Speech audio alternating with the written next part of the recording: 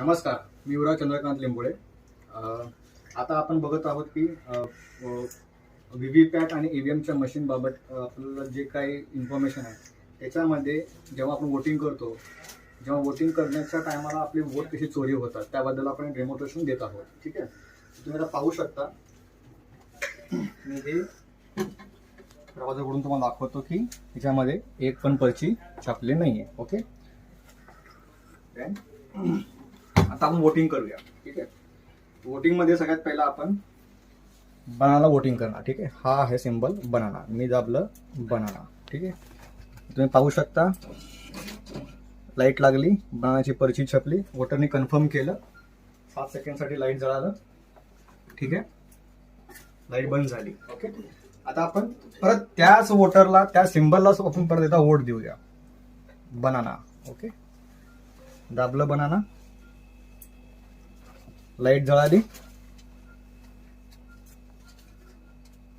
आणि 7 सेकंडसाठी लाईट जळल्यानंतर बंद होईल. ठीक आहे, आता तुम्हाला ह्याच्यामध्ये दाखवतो की जादू काय झाली. ठीक आहे, त्या जादूमध्ये तुम्हाला दाखवतो हे दरवाजा उघडून. तर हे बघा, ही आहे जादू. जादू काय आहे? आपण पहिला वोट दिलं बनानाला म्हणजे केळाला, दुसरा वोट दिलं केळाला. तर काळा काचाने काय केलं, वोटरला सांगितलं की आतमध्ये बनानाला तुम्ही वोट दिलात आणि तो दुसरा वाला वोटर काय केला, निघून गेला. पण त्याला माहितच नाही की 5 सेकंदानंतर हे ॲपलची पर्ची छापली. मग हे त्यांना हे काळा काचेच्या जादूमुळेचा वोट गेला बनानाला. मग आपण केलं 2 वोट केळाला आणि दुसरा वोट गेला ॲपलला. म्हणजे ऍक्च्युअल वोटरला काय समजलं की 2 केळा मी देऊन खुश होऊन घरी गेला, पण इथं काय झालं, मॅन्युप्युलेशन झालं.